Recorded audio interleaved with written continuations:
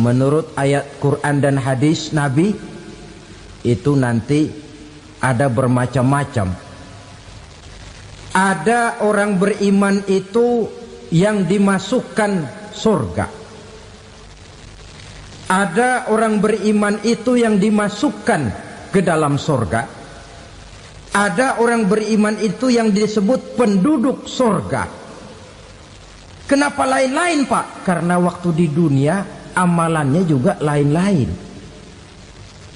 Ada orang beriman yang masuk surga. Ini paling murah tiketnya. Mau masuk surga? Kata Nabi begini, ma min abdin qala la ilaha illallah thumma mata ala dhalik illa dakhalal jannah. Kalau seorang hamba sudah mengucap dua kalimat syahadat, dia yakin dengan kebenaran kalimat itu sampai matinya, orang itu akan masuk surga.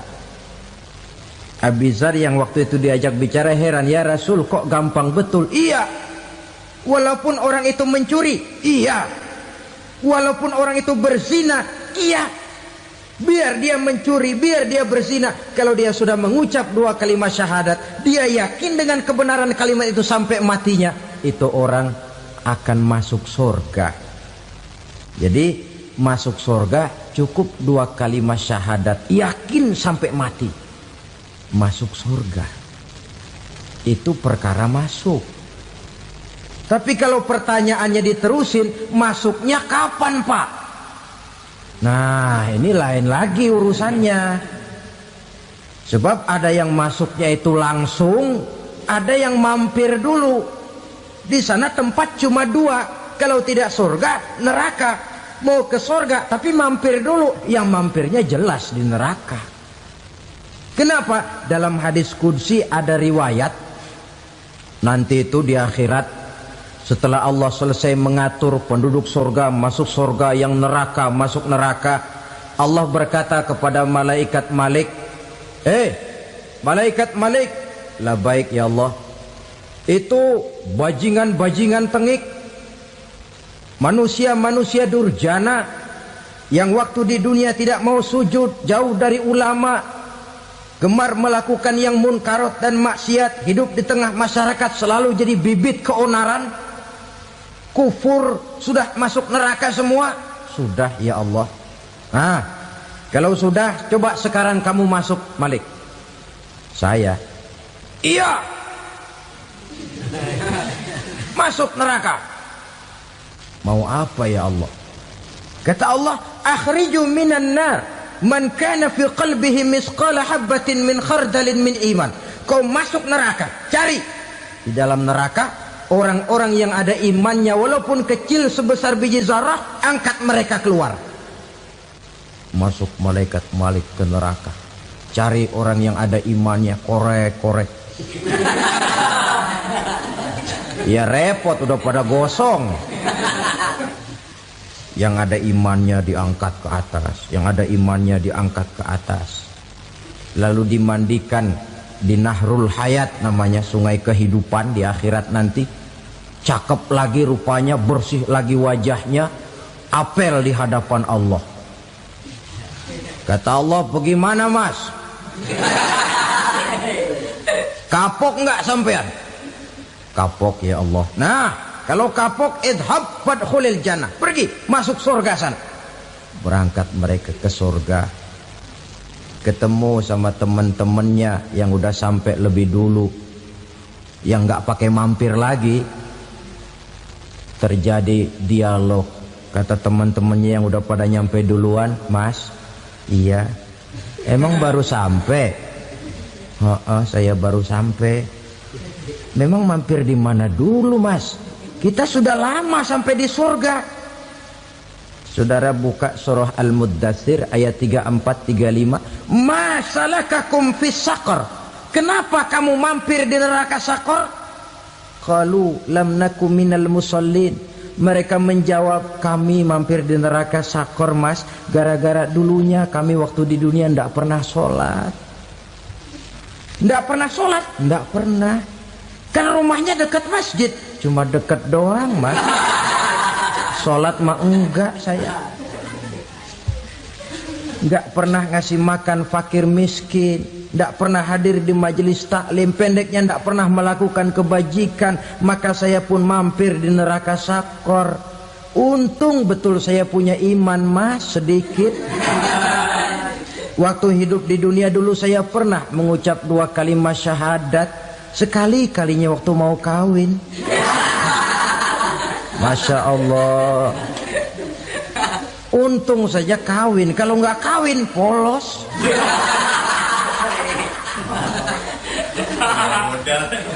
Itu juga pengulu sudah setengah mati ngajarin. Asyhadu alla, asyaduaan, asyaduaan.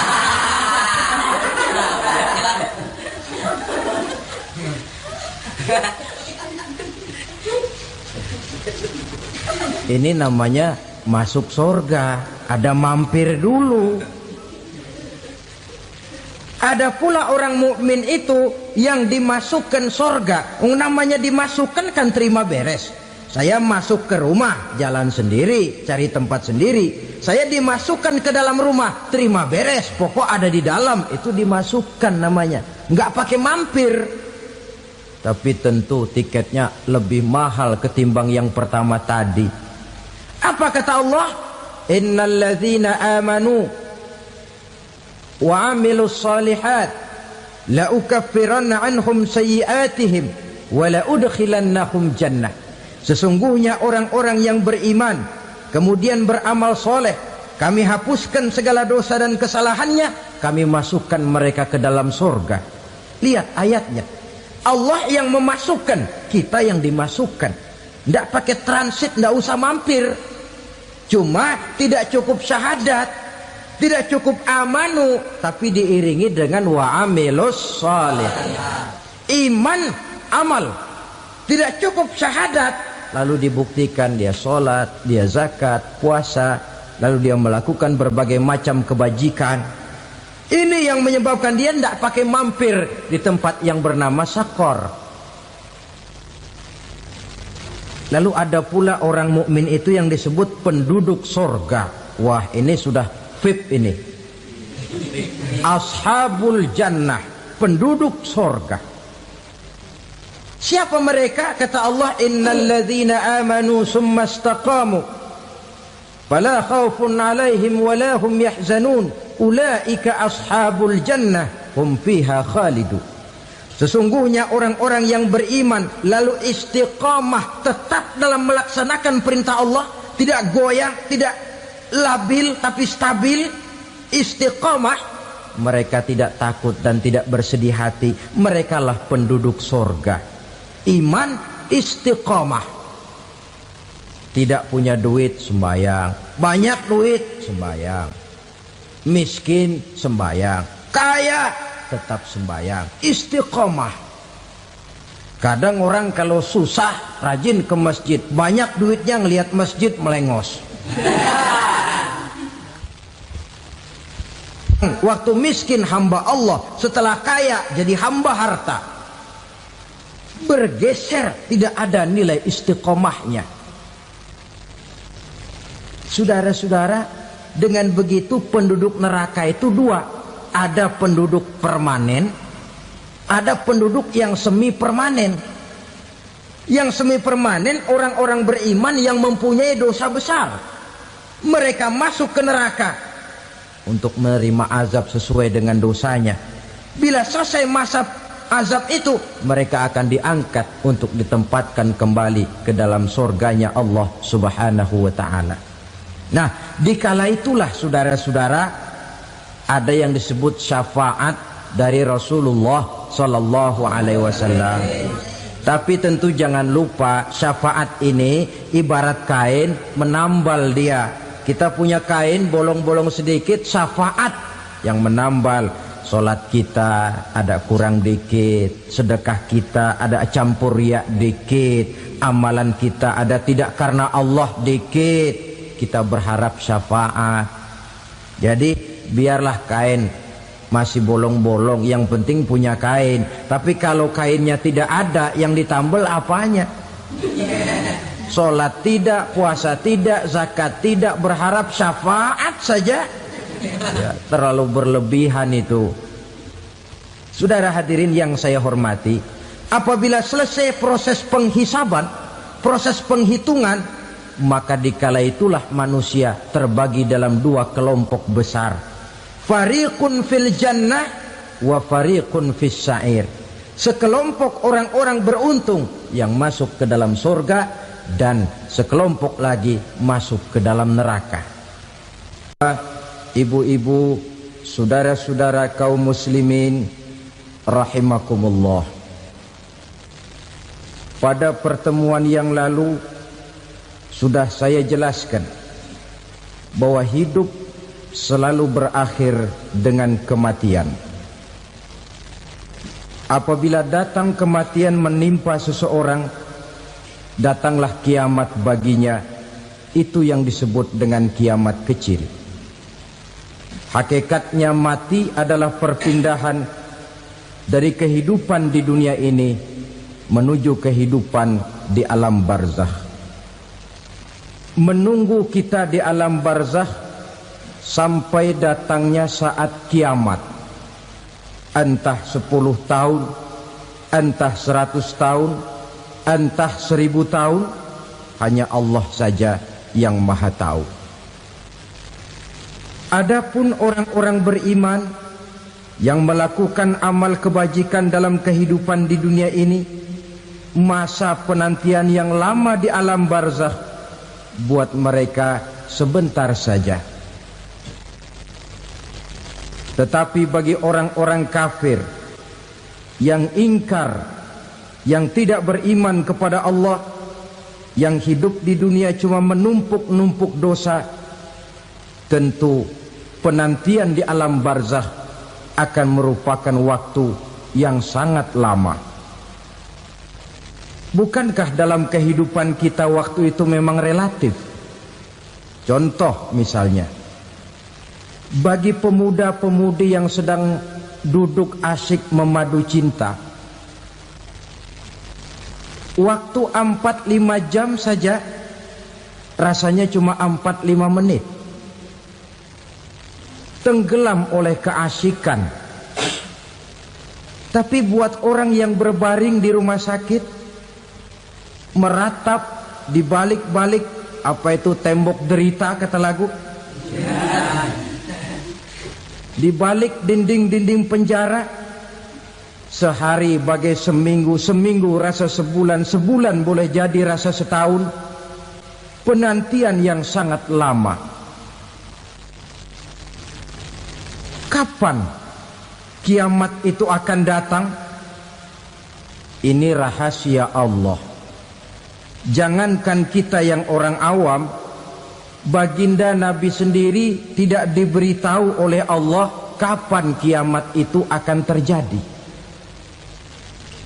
Tetapi sungguh pun demikian, banyak hadis-hadis yang menjelaskan ciri atau tanda-tanda datangnya kiamat. Nah, kalau sudah bicara soal tanda, tanda kiamat itu ada dua. Pertama yang disebut alamatus sughra, tanda-tanda kecil. Ini waktunya masih ada tenggang. Ada yang dinamakan alamatul kubra, tanda-tanda besar. Artinya kiamat sudah diambang pintu.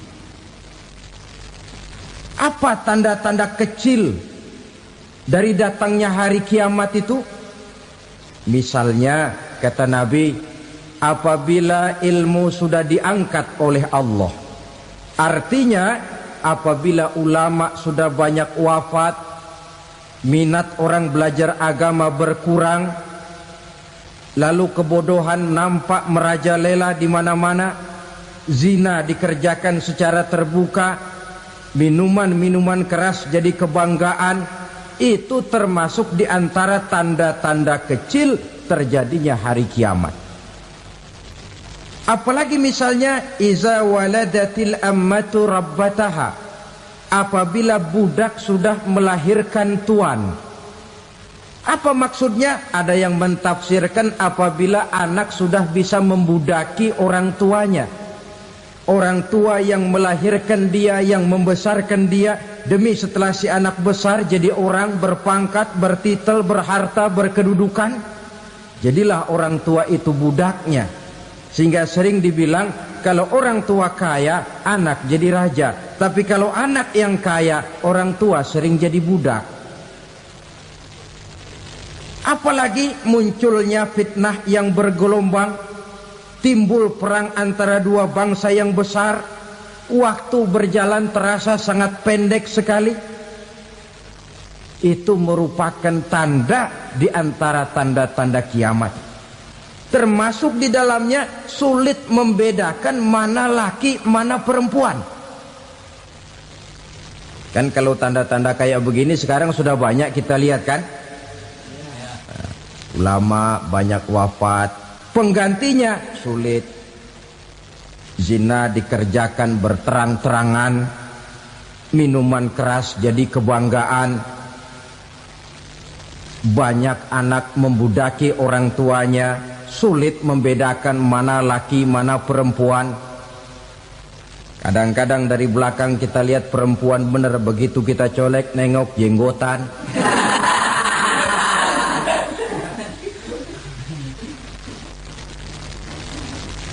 Ini termasuk tanda-tanda kecil, masih ada tenggang sampai akan terjadinya kiamat itu. Nah, yang dimaksud dengan tanda-tanda besar, ini tanda besar artinya kiamat sudah diambang pintu.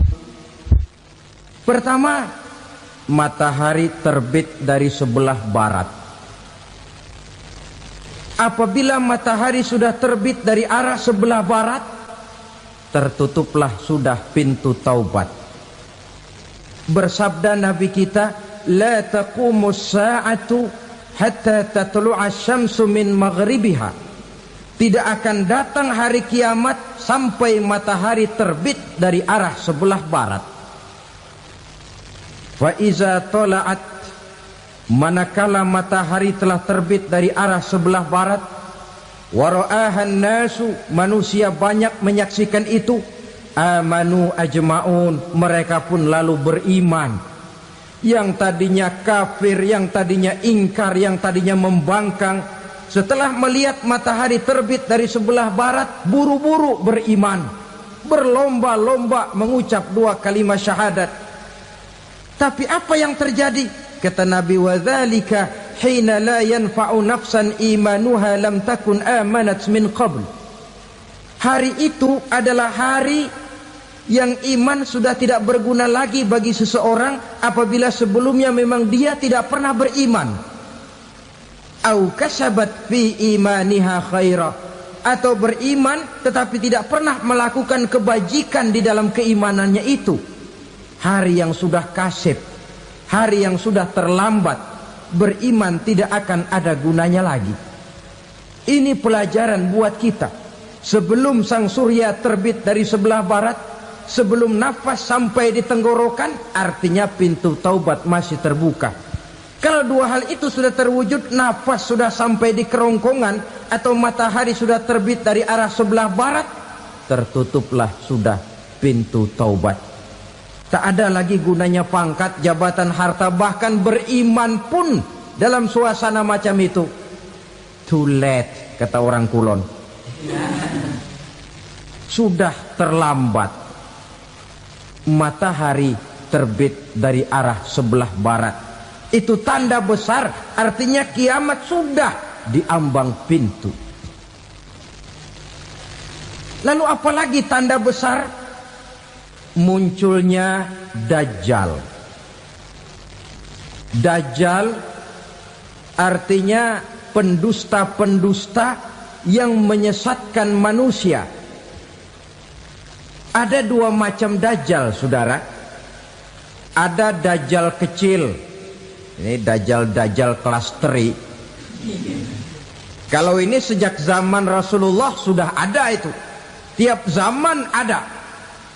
Di zaman Rasulullah misalnya ada yang bernama Aswad al-Unsi dari Yaman. Ada yang namanya Musailamah Al-Kazzab dari Yamamah. Ada yang namanya Ibnu Sayyad dari Madinah. Ini dajjal-dajjal di zaman Rasul. Musailamatul Kazzab memproklamirkan diri jadi nabi dia. Di zaman Rasul masih hidup.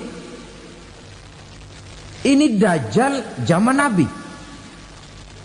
Di zaman sahabat muncul dajjal-dajjal.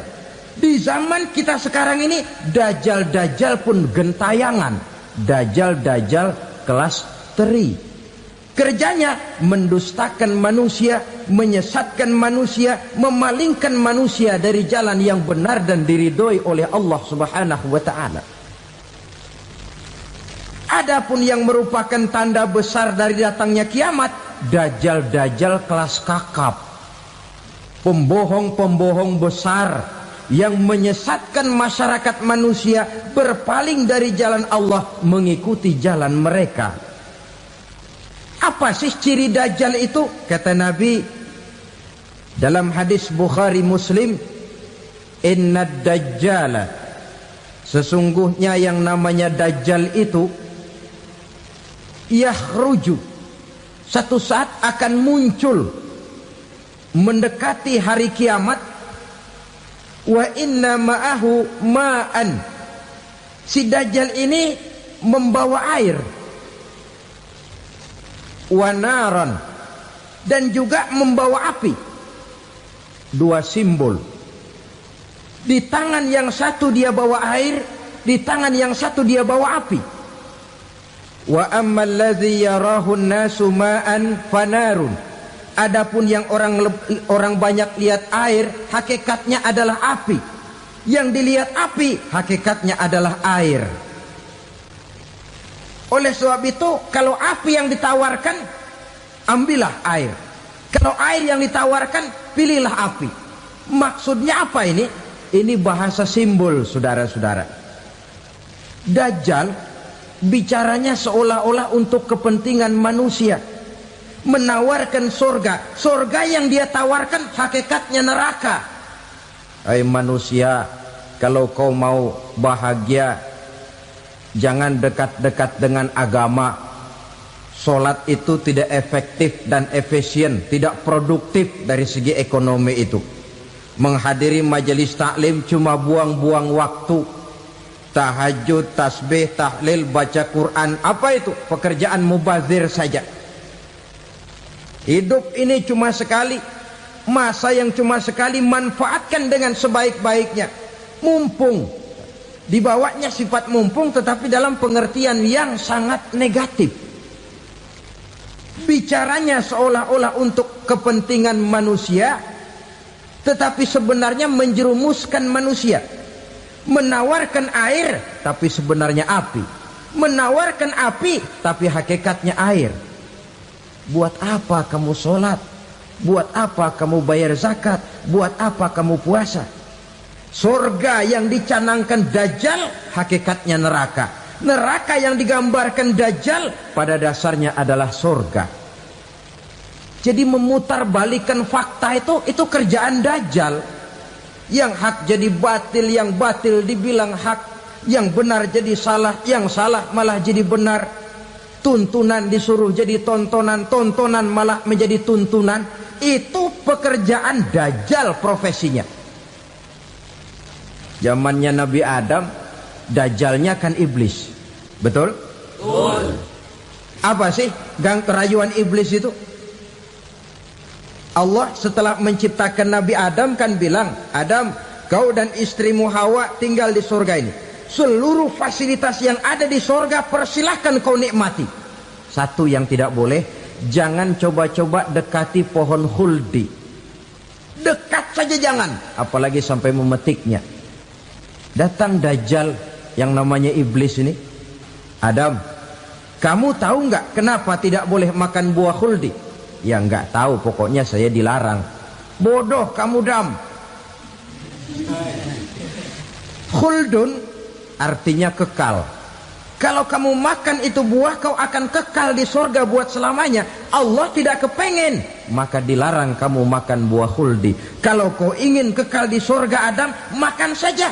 Saya bicara begini ini untuk kepentingan kamu Adam. Ini kan ciri-ciri Dajjal.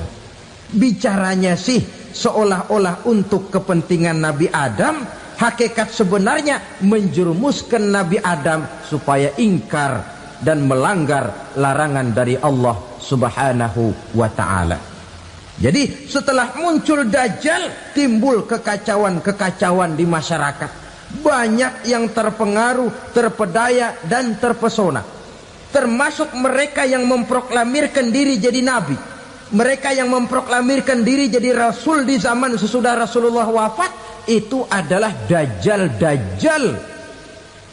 Maka saya ingatkan, kalau di zaman kita sekarang ini ada orang ngaku jadi nabi, ada orang ngaku jadi rasul, biar bahasa Arabnya kental, Quran hafal, hadis ribuan hadis hafal, biar pakai serban sampai menyengser ke tanah, bahasa Arabnya fasih, tapi dia mengaku jadi nabi, jadi rasul, kita umat Islam wajib tidak percaya. Wajib untuk tidak percaya. Itulah Dajjal zaman kita sekarang ini. Tidak mustahil mereka datang mempengaruhi orang awam supaya berpaling dari Rasulullah, mengikuti mereka. Nah, di akhir zaman nanti, mendekati hari kiamat, Dajjal ini muncul. Dajjal kelas kakap, menyesatkan masyarakat manusia untuk berpaling dari Islam, mengikuti seruan mereka. Apalagi di antara datangnya kiamat itu, tanda yang besar itu, turunnya Nabiullah Isa Al-Masih, putra Maryam. Menurut berbagai hadis yang sahih, Nabi Isa Al-Masih nanti akan turun lagi. Tidak membawa risalah yang baru, tapi meluruskan risalah Islam ini yang telah banyak ditinggalkan oleh masyarakat. Bahkan ada hadis menjelaskan beliau akan membunuh Nabi, mematahkan kayu-kayu salib, lalu melaksanakan haji dan umrah mengikuti syariat Nabi Muhammad, bukan membawa agama baru. Menjadi semacam mujaddid, reformer, menyelamatkan manusia dari bisikan Dajjal. Bahkan ada riwayat yang menjelaskan bahwa Nabi Isa berhasil mengalahkan Dajjal, mengembalikan masyarakat manusia kembali kepada ajaran Islam yang datang dari Allah, dibawa oleh Rasulullah Sallallahu Alaihi Wasallam. Dengan kata lain, turunnya Nabi Isa bukan sebagai Nabi dan Rasul baru, tetapi mengikuti syariat Nabi kita Muhammad Sallallahu Alaihi Wasallam. Saudara hadirin, ibu-ibu hadirat yang saya hormati, kemudian apalagi di antara tanda-tanda besar akan datangnya kiamat itu? Keluarnya asap atau awan. Kata Nabi, inna min asyrati sa'ah dukhanan yamla'u ma bainal masyriqi wal maghrib. Di antara tanda-tanda kiamat, munculnya awan antara langit dan bumi. Ini pun diperkuat dalam surah Ad-Dukhan ayat 10. Fartaqib yauma ta'tis sama' bidukhanim mubin fayughshan nas hadza azabun alim. Bagi orang-orang yang beriman, mereka biasa-biasa saja. Tapi bagi orang kufur, datangnya asap dan awan ini merupakan azab yang kelewat pedih.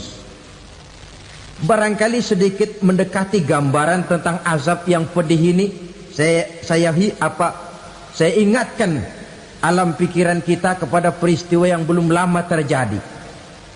Pernah dengar berita bocornya reaktor nuklir di Chernobyl, Uni Soviet? Pernah dengar? Nah, bocornya reaktor nuklir di Chernobyl yang mengakibatkan ratusan bahkan sangat mungkin ribuan nyawa. Cuma satu reaktor. Bagaimana kalau seluruh cadangan nuklir yang dimiliki oleh para negara adik kuasa ini diledakkan? Bahkan yang konon menurut catatan cadangan nuklir yang dimiliki bersama oleh Amerika dan Rusia sekarang ini sudah sanggup memusnahkan 6 miliar manusia, 1,5 kali lebih banyak dari jumlah manusia yang nongkrong di permukaan bumi ini. Saudara-saudara hadirin yang saya hormati, lalu saat mendekati hari kiamat, apalagi tandanya setelah Nabi Isa wafat, pada saat turunnya yang kedua kali, lalu Allah meniupkan angin sejuk, semua orang-orang beriman, orang-orang baik wafat, sehingga penghuni bumi ini cuma tinggal lagi terdiri dari orang-orang kafir. Tidak ada lagi di bumi ini yang bisa mengucapkan Allah. Sehingga dalam hadis qudsi itu ada keterangan, Innallaha azza wa jalla yaqulu li Israfil. Allah pernah pesan kepada malaikat Israfil.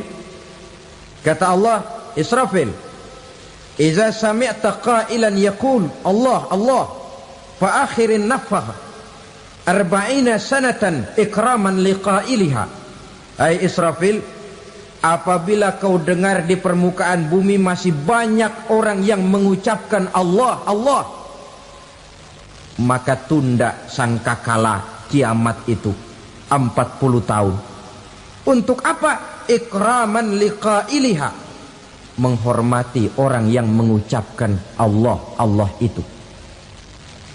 Wah, jadi karena sekarang masih banyak yang mengucapkan Allah, besar hatilah kita, masih jauh kiamat itu.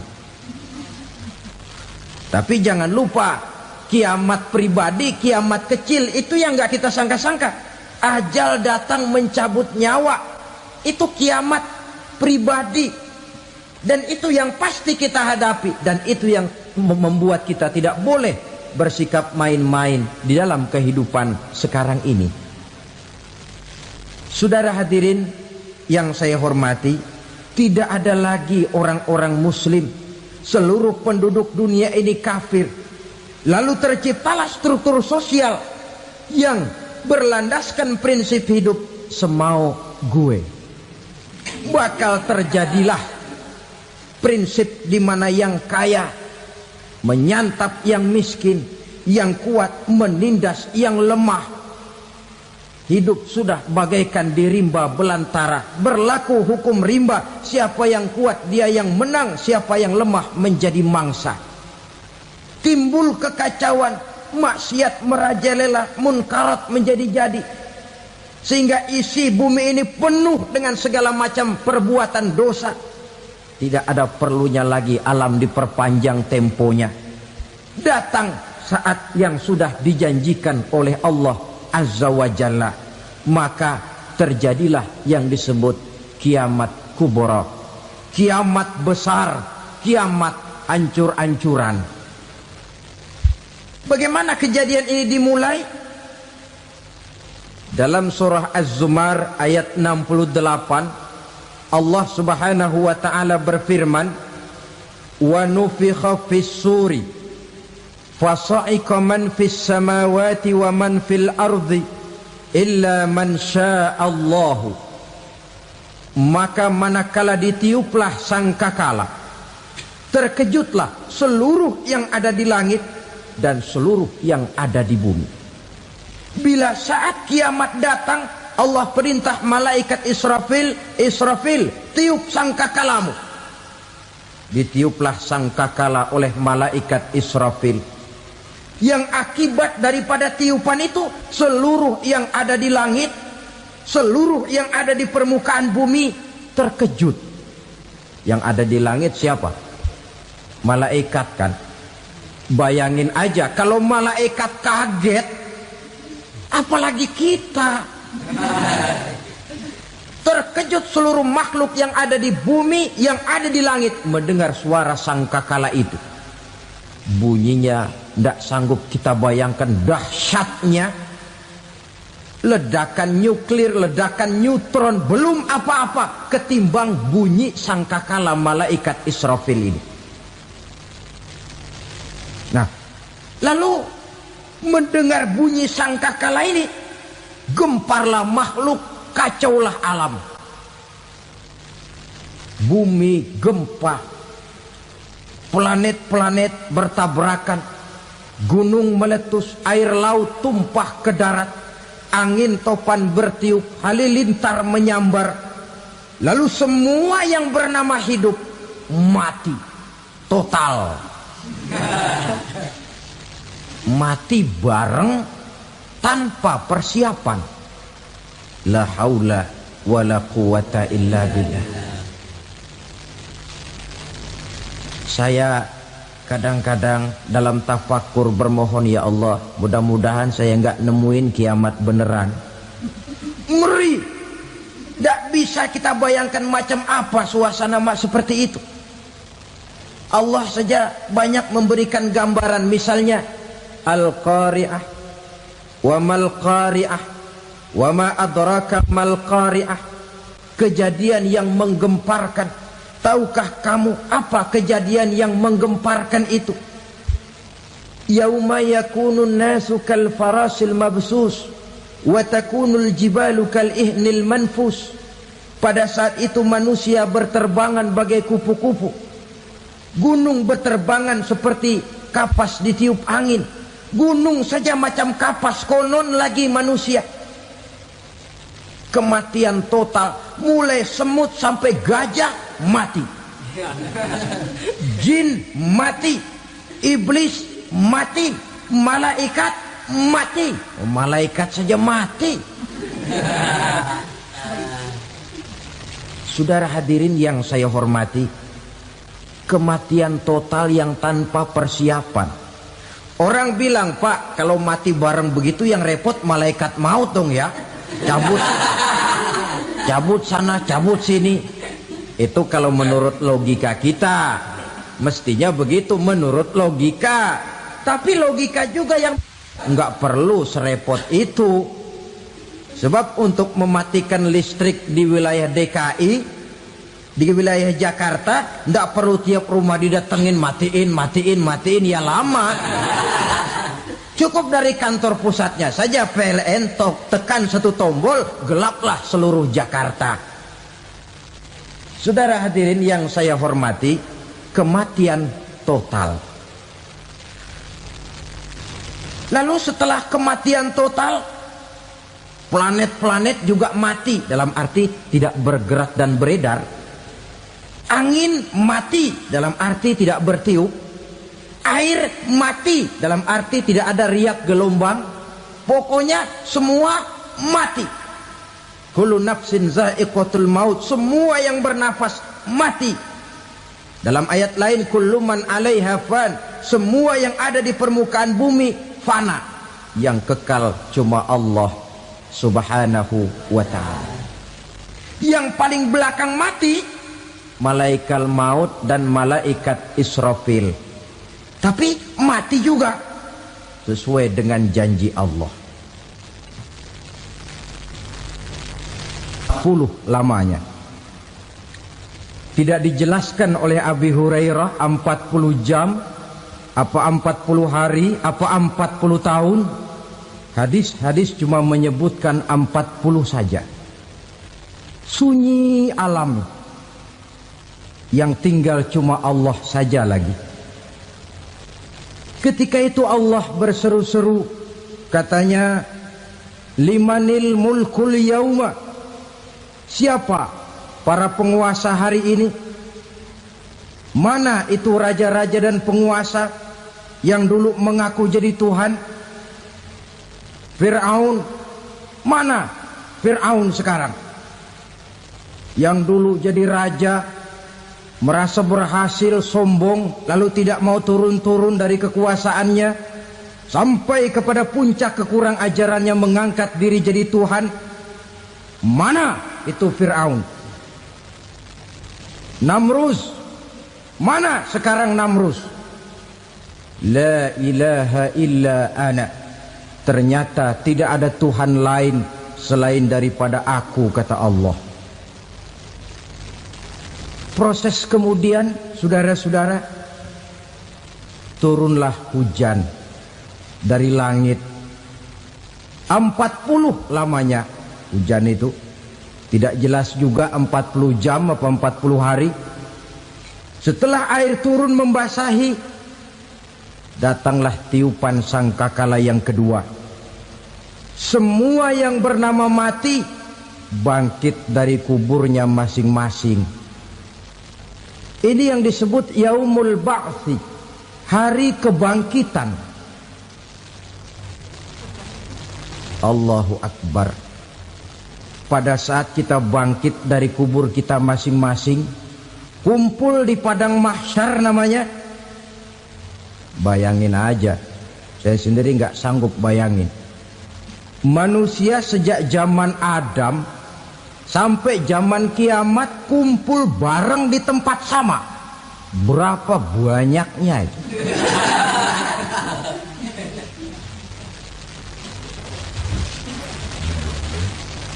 Dan yang luar biasa menurut satu riwayat, pada saat bangkit itu, Masya Allah, roman muka kita berubah, disesuaikan dengan amalan kita waktu di dunia ini. Barang siapa yang waktu di dunia amalannya itu amalan tikus,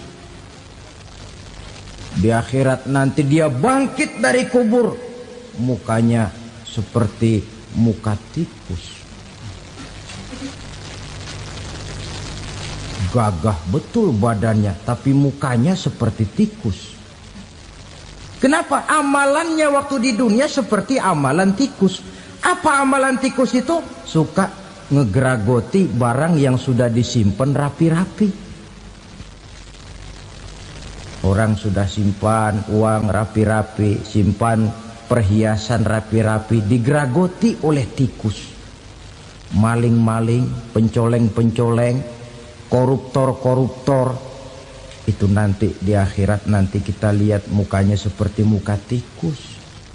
Oh ini waktu di dunia suka nyolong, mukanya seperti muka tikus. Barang siapa yang waktu di dunia ini amalannya itu amalan macan, dia akan bangkit nanti mukanya seperti muka macan. Apa amalan macan? Macan itu amalannya menang-menangan. Orang yang mau menang saja nggak mau mengalah. Coba lihat di hutan, kenal hutan nggak? Di hutan, raja hutan di mana-mana pasti macan, betul kan? Betul. Padahal hutan belum pernah bikin pemilihan umum. Tapi macan tidak peduli ada pemilihan umum apa tidak, pokok saya raja. Sebab apa? Macan jadi raja itu bukan karena benar, tapi karena kuat jadi raja. Setelah dia jadi raja, rakyat hutan yang mesti dilindungi malah dimakan oleh raja macan. Kambing rakyat hutan dimakan oleh macan. Ayam rakyat hutan dimakan oleh macan. Itu nanti kita lihat di akhirat itu mukanya seperti muka macan, gagah betul. Lalu barang siapa yang di dunia ini amalannya itu seperti amalan anjing, nanti dia punya muka seperti muka anjing. Apa amalan anjing? Pertama, anjing itu kalau disuruh jaga rumah, dia tidak bisa membedakan mana maling, mana tamu. Biar yang datang maling, kalau bawa tulang, anjing kalem. Yang kedua, anjing itu akan setia kepada siapa saja yang memberinya roti. Siapa yang memberinya roti, itulah majikannya. Apa kata majikannya, pasti dia laksanakan. Soal benar atau salah, dia tidak peduli. Setelah anjing dapat roti, dia tidak punya pilihan lain kecuali bilang, abdi mah kumaha juragan wae ayeuna mah.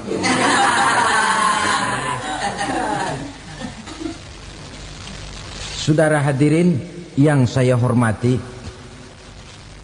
berkumpul di padang mahsyar, tiap orang sibuk dengan persoalannya masing-masing. Matahari waktu itu didekatkan oleh Allah, panas luar biasa.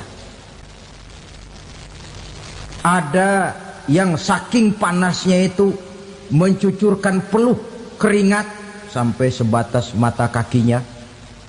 Ada yang keringatnya sampai sedengkulnya, ada yang keringatnya sampai sepusatnya, ada yang keringatnya mengalir sampai sebahunya, ada yang kelelap oleh keringatnya sendiri, sementara orang di sampingnya nggak apa-apa.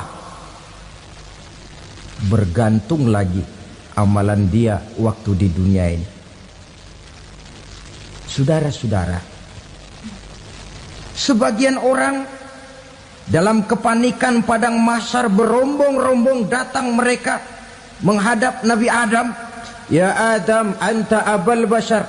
Hai Adam, Tuhan adalah bapak moyang manusia. Kami sebentar lagi akan disidang, dimintakan pertanggungan jawab. Tolonglah kami, hai Adam.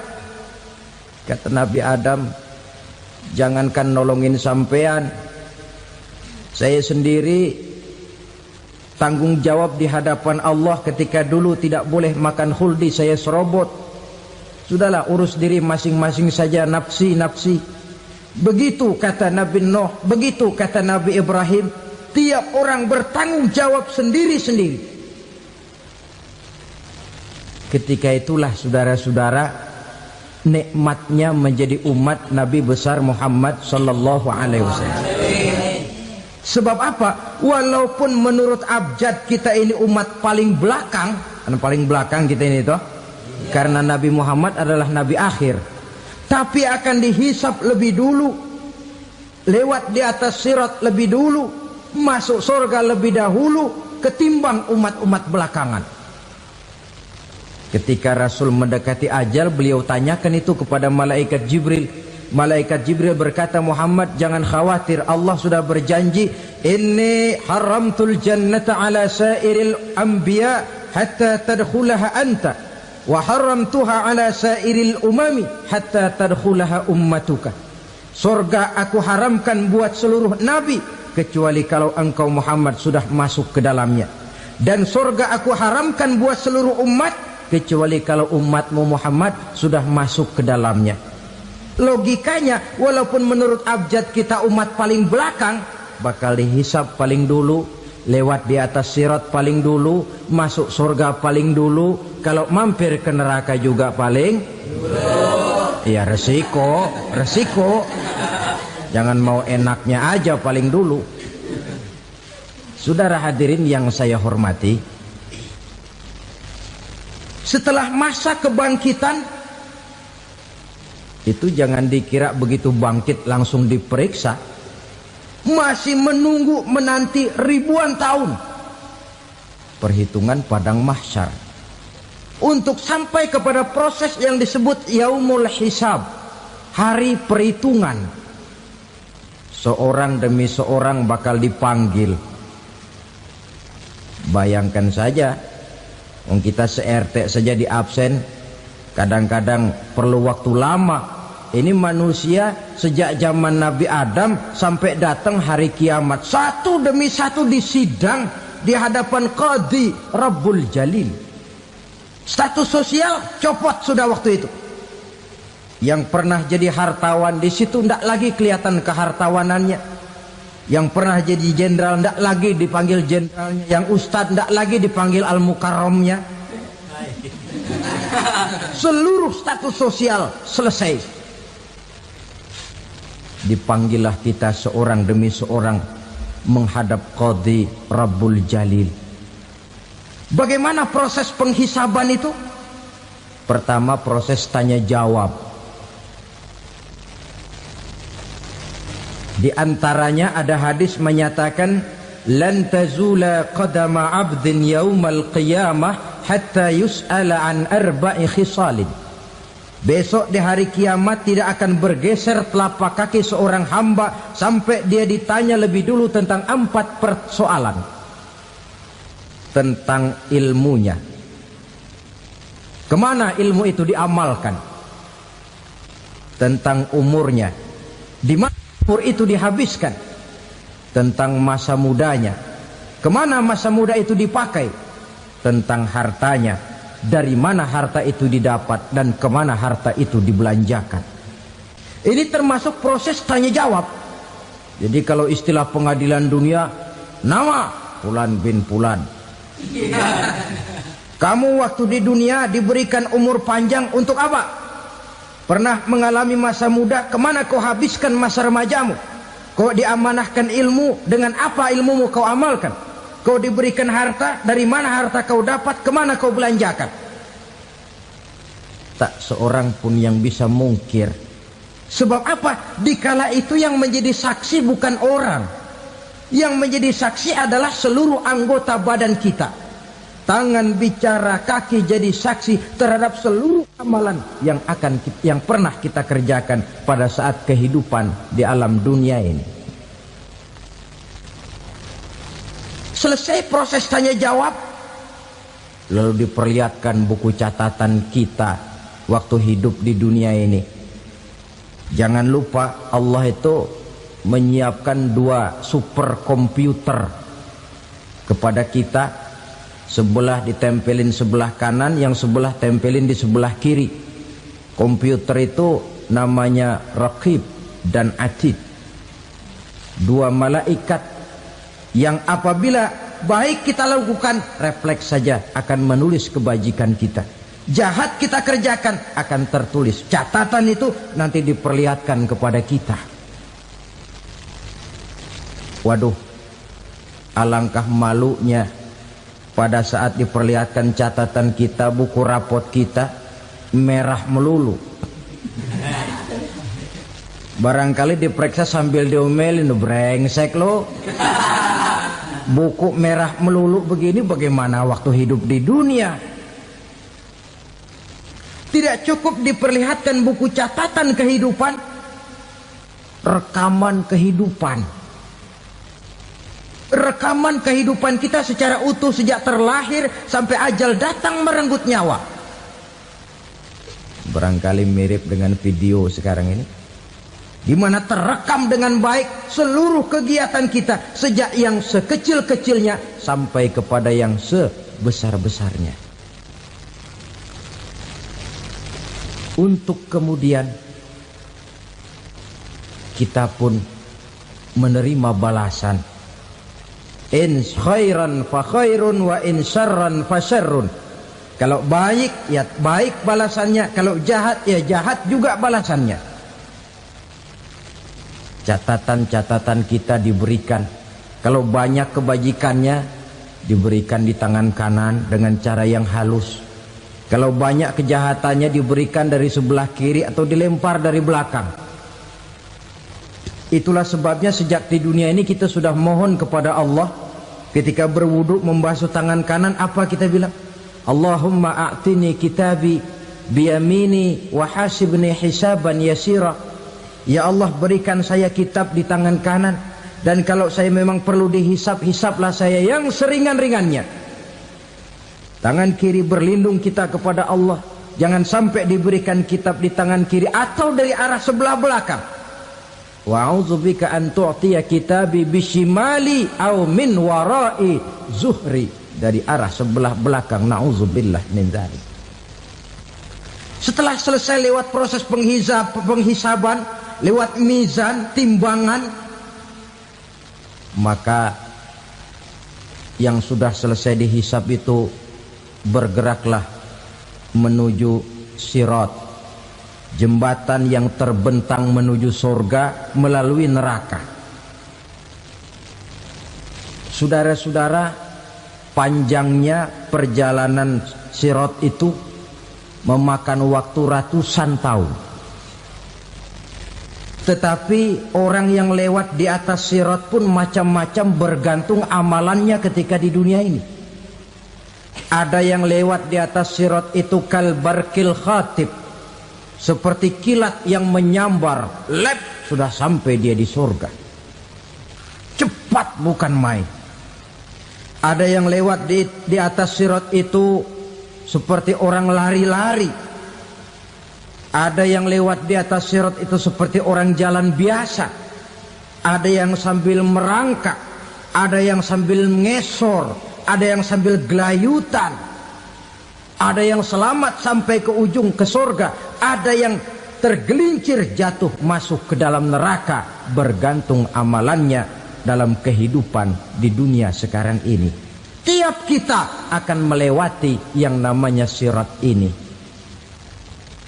Saudara-saudara kaum muslimin yang saya hormati,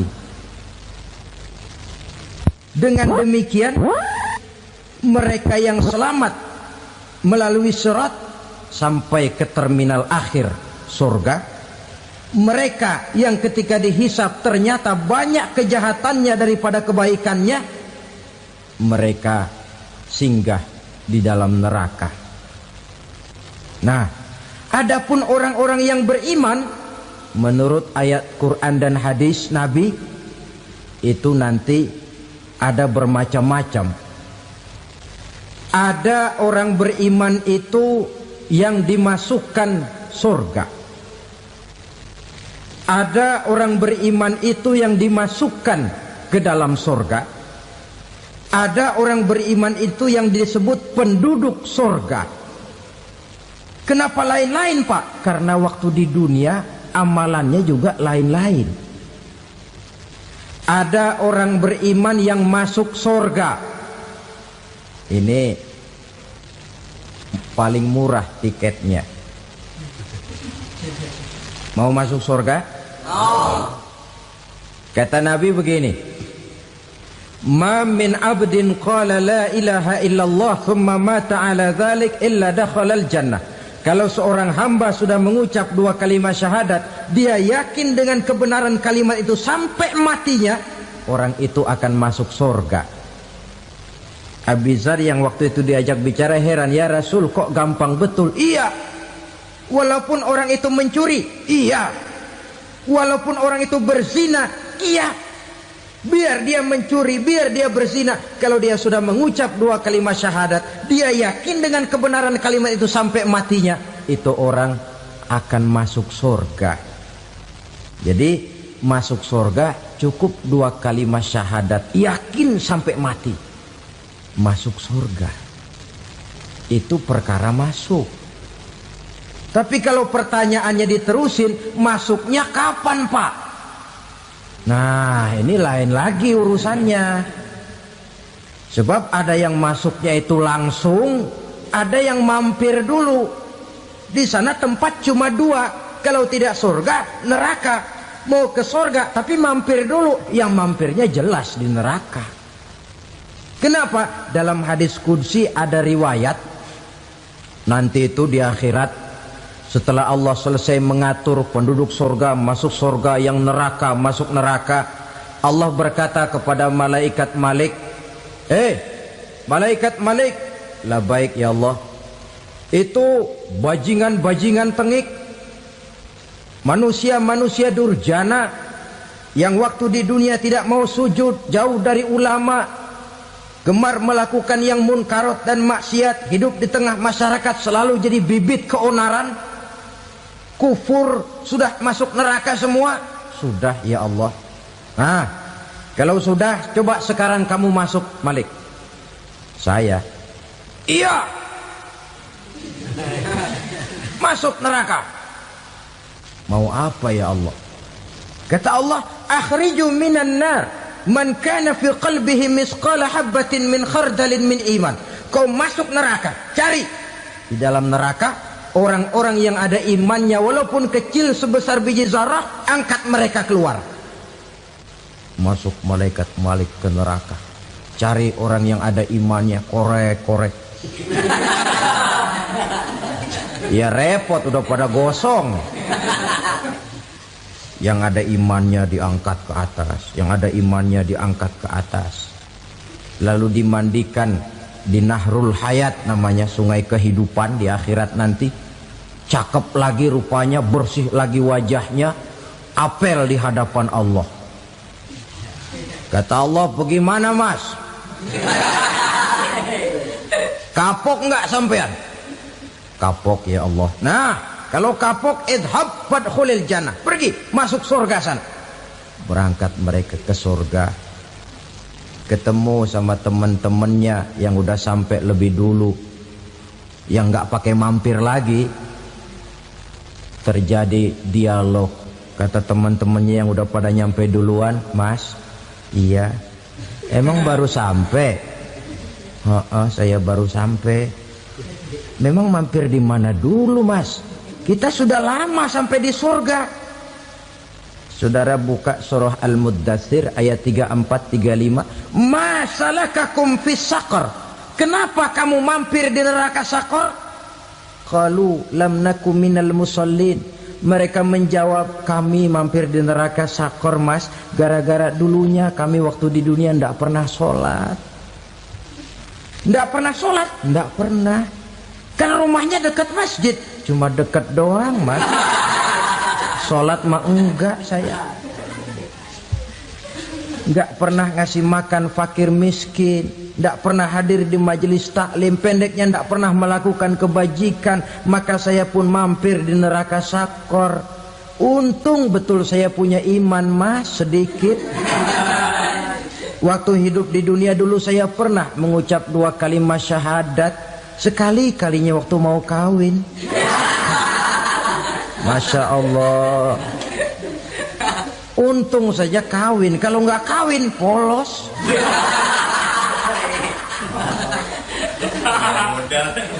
Itu juga pengulu sudah setengah mati ngajarin. Asyhadu alla, asyaduaan, asyaduaan.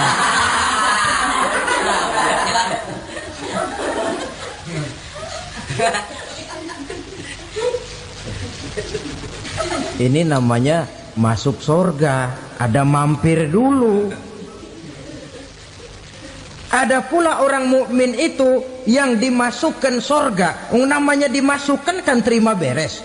Saya masuk ke rumah, jalan sendiri, cari tempat sendiri. Saya dimasukkan ke dalam rumah, terima beres, pokok ada di dalam, itu dimasukkan namanya. Nggak pakai mampir. Tapi tentu tiketnya lebih mahal ketimbang yang pertama tadi. Apa kata Allah? Innal ladzina amanu wa amilus salihat la ukaffiranna anhum sayyi'atihim wa la udkhilannahum jannah. Sesungguhnya orang-orang yang beriman kemudian beramal soleh, kami hapuskan segala dosa dan kesalahannya, kami masukkan mereka ke dalam surga. Lihat ayatnya, Allah yang memasukkan, kita yang dimasukkan. Tidak pakai transit, tidak usah mampir. Cuma tidak cukup syahadat, tidak cukup amanu, tapi diiringi dengan wa'amilus salih. Iman, amal. Tidak cukup syahadat, lalu dibuktikan dia sholat, dia zakat, puasa, lalu dia melakukan berbagai macam kebajikan. Ini yang menyebabkan dia tidak pakai mampir di tempat yang bernama Saqar. Lalu ada pula orang mukmin itu yang disebut penduduk surga. Wah, ini sudah VIP ini. Ashabul jannah, penduduk surga. Siapa mereka? Kata Allah, innal ladzina amanu summa istaqamu fala khaufun 'alaihim wala hum yahzanun ulaika ashabul jannah hum fiha khalidun.